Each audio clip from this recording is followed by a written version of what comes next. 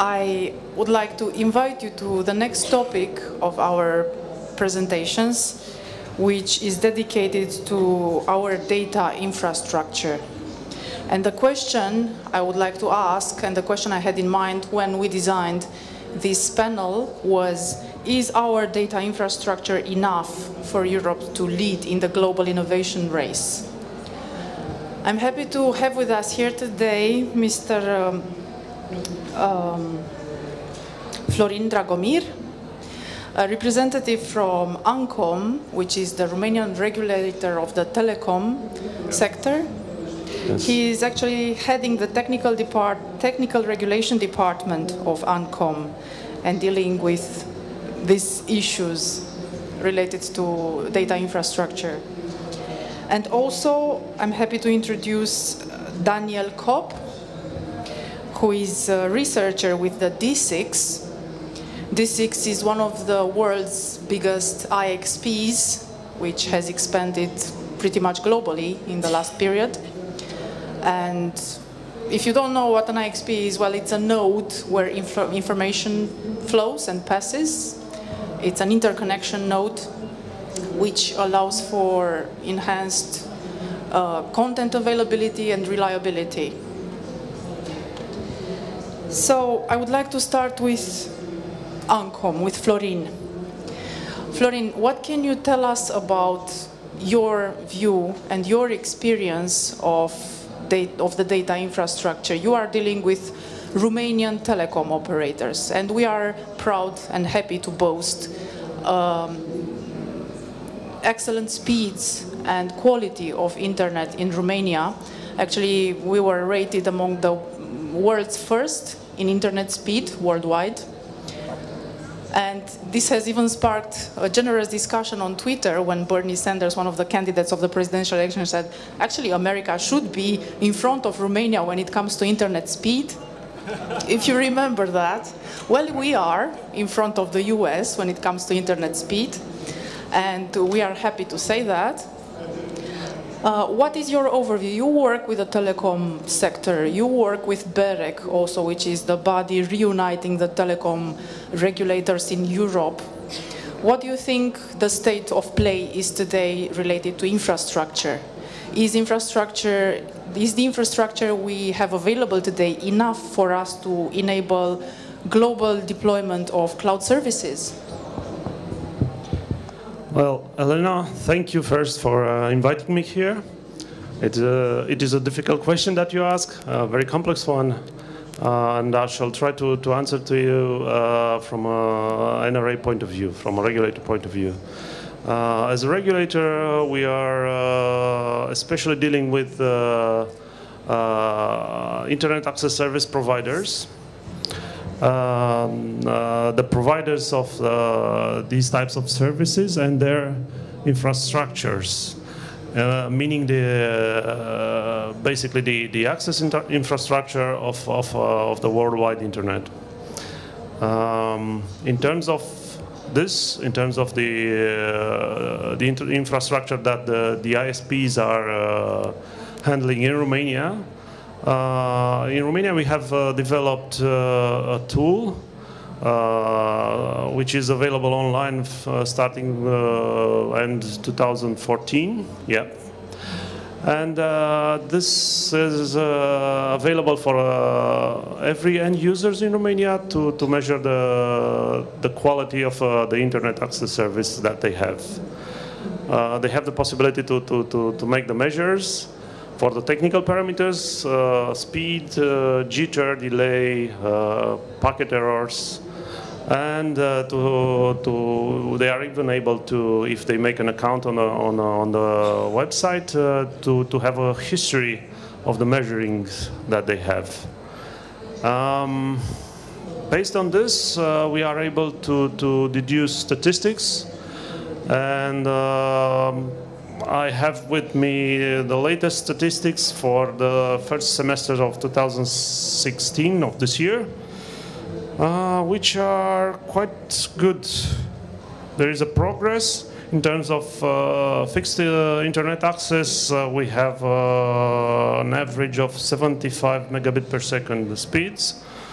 with 114 megabit per second for fixed connection and 46 megabit per second for wireless, if the connection is made via Wi-Fi. And to my mind, to have over 100 megabit per second at home, this is a very good internet access service. You can have triple play services. You have all services together provided to one customer over the IP networks, internet, TV, telephone, and so on. May I remind you that the targets for the Digital Agenda 2020 in Europe are to have 100 megabit per second in at least 50% of connections, the high target, because there is also 30 megabit per second for the at least 30 megabit per second for most of the users. So with these values measured, it looks good. It looks pretty good. We also have values for the mobile, which I think they are quite good also. It's 27 megabit per second for the average speed for mobile, with 36.38 megabit per second for outdoor, and 25.79 for indoor connections. Usually it's rougher for indoor mobile connections to go through walls, and this has an impact on the speed. But this is already, these speeds are already quite good to have good services, and there are people who are already, there are customers who cancel their fixed subscription and get only the mobile subscription, because it's capable of having even greater speeds. And again, these are average speeds. I remember that I've seen speeds of around 100 megabit per second for the mobile. So this is average speed. Okay. So in terms of speeds, this is good. In terms of coverage, well, we have to go a bit deeper in here, because we have urban areas and rural areas. And the split of population is a bit 50-50. A little bit more in urban areas, but it's insignificant, 51-49, something like this. For dense areas, for urban areas, as far as our data show, because we have twice a year we have a data gathering and we publish reports with the number of connections, and we have these reports are published on our website. And they show that for the urban areas we are close to 75% of the connections being in the range of the broadband connections, I mean high-speed connections in the urban areas, which is in the average of the European Union. It's good.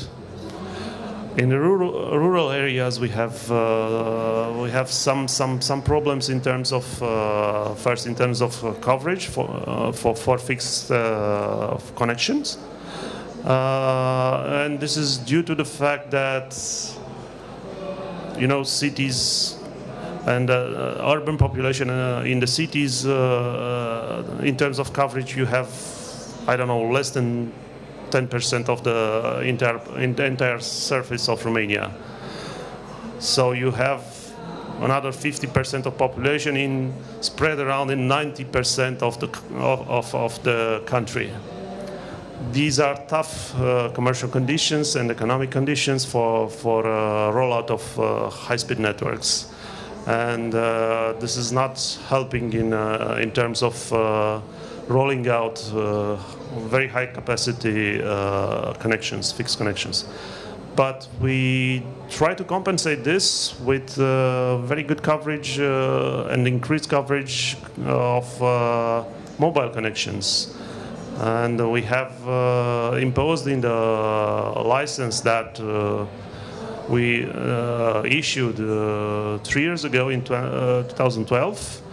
The licenses for 4G mobile networks, that they should start by covering special rural areas, white spots areas where connection was poor. So we are, as an NRA, we are trying to cope with this this coverage issue, especially with the mobile. But there are also for the fixed connections, there are also some projects run by the government, by the Ministry of Communication. It's the RAWNet project, who also aims at covering with fixed connections using EU funds, cover other sets of white spots. In all, I think in terms of quality of the existing connections, we are above the average. In terms of coverage, we have plans to develop this. That's the stat. That's where we are now, and I'm confident that we will do our best to cover the Agenda 2020 goals that Romania assumed. What about reliability of these services? So great speed, good coverage, but what about, are the networks stable enough? Are they reliable enough to allow for deployment of cloud services? Well, Elena, we have another tool that we are using. We have a report, an annual report on the incidents, on the significant incidents affecting the security of the networks and services.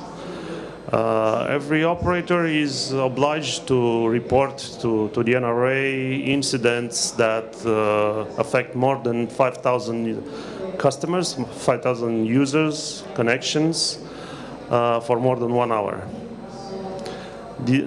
We define this as significant incidents, and we have a report on this since back, I don't know, 3 or 4 years. I think 4 years. The data for 2015, we released the report, I think, in June this year, and the data looks promising. We have seen some improvements in terms of number of customers affected by these incidents, decreased by 20 to 30%. And also decrease in the number of incidents, total incidents reported. So it looks like this tool that we have monitoring these incidents and making public what happens is actually functioning also in terms of reliability. Operators become more aware of their weaknesses and try to solve them. And we are also monitoring how the experience of the user, of the providers, is taking up with the incidents that they are facing. In the sense that whenever we're trying to analyze the cause of the root cause of the incidents together with them, and hopefully improve and get better measures to cope with these issues in the future, so that they don't happen again. So it looks promising. Also the reliability, so to say, of the networks and the services from this perspective in 2015. So we can be sure that we can access cloud services from pretty much no matter which part of Romania, and we can be sure that we retrieve our data, right? I would like to know what was the cause of the reduction in the number of incidents. What was the cause? Were there any significant investments made on behalf of the operators or the telecom sector? I would say that mainly was lessons learned, because we have done this exercise for 4 years now, so every operator is aware of the incidents that they have and what was the history and what went wrong and what they did to cope with to solve the problem. So this gives hopefully everybody the possibility to design better solutions to cope with the problem so that they stay solved for longer times. That's basically the solution. Okay, I'm going to pass on to Daniel. Daniel, you work with D6, yeah, a global IXP, I like to say, and very successful IXP. What is your experience? You have both an European and international experience in data flow, let's say. So what is your outlook on the stability and reliability of the European infrastructure? An IXP is not really global. It's the idea is that it's a local hub for data. That's the whole idea. And in Frankfurt we have like 20 terabits of network capacity. So we are dealing here with terabits, and it's like 5 terabits is exchanged at the moment at peak times. So there's enough room to grow, and as demand grows, we will give more bandwidth, of course. And in terms of stability, we had I'm from research department, so we had looked into a major outage of critical infrastructure. So in Europe, there's like 3 really big IXPs, and last year one had a really short outage, and we had to look into this. And from a network perspective, there was a lot of things changing, and where we have to look into deeper and get more. A better idea what happened there, but on a global scale, this didn't affect anything. There was no reports about sites which hadn't been connected, so I think in a global view, it looks really good. The internet is really stable. The BGP protocol is meant to handle outages globally. So there's different cases. For example, there was a research done in Japan when they had this tsunami going in, and only where flooding was happening, they had problems with internet connection. In all other places, the uplinks to America worked and everything still worked. So in terms of disasters, the internet is pretty stable. Yeah. The internet was designed not to fall, was designed bulletproof in a way. So right, whenever a packet falls in a part, it gets recovered somehow in another part. So it's interesting to see this outlook you have on the data flow and how it gets settled, such as that reliability stays no matter what. Right. And in terms of Europe, growth in Europe, there was some research going on, or some. There was a publication of Cloudflare, and they published how the prices of buying bandwidth is globally. And I think Europe came in first on the first place. And for example, Australia was 20 times more expensive than Europe. So Cloudflare pays for Australia the same amount every month as to the whole Europe, but Europe has 30 times more people. So this is an important part of, I think, of growth and how well companies can develop in Europe.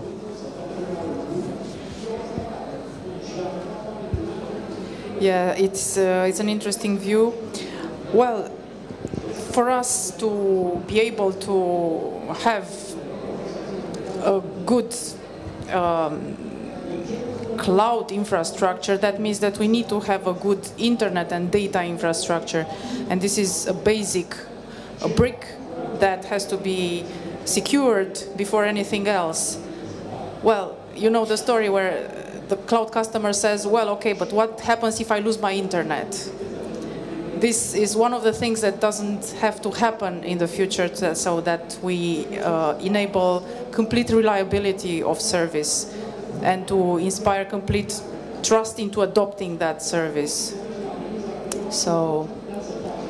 Yeah, I mean, for a cloud provider, it's in their own responsibility to design their network reliable. So one part is the global infrastructure, like an IXP that might fail, but the other part is how reliable is your network and how reliable do you design your own network. You are responsible for your own network, so you have to have backup lines and everything, and you shouldn't do too much over-provisioning and things like that. So I think if you do the core infrastructure right, it's just a matter of managing your own network. Just wanted to add one thing. When you are talking about cloud, let's not forget about another important player in this whole equation, which is the data centers, where usually cloud services are stored, are hosted. And as far as I know, there are very good standards that can be applicable for the data centers in order to ensure reliability, disaster recovery measures, load balancing, failover procedure, and so on. So we also in Romania we have some good examples of data centers, and there are also in Europe. And if you employ the proper standards and you commit to them and to the audits that needs to be done in order to certify that you respect the specified standards, then this is another link that is very well covered in the whole process of having good and reliable services for the cloud. I think that having a standard is always only the first thing to start with, and it's like often it's the basic things you should do. And in the case of this outage of the IXP, for example, we noticed one thing. There was routers connected to Amsterdam, and there was routers connected to Frankfurt, and they were connected to both sides, probably because of cost saving, just one device. So when one IXP failed, this device got overloaded and it didn't provide a backup to another location. So this is probably something that everybody has to look into. Like, the cost saving shouldn't go too far.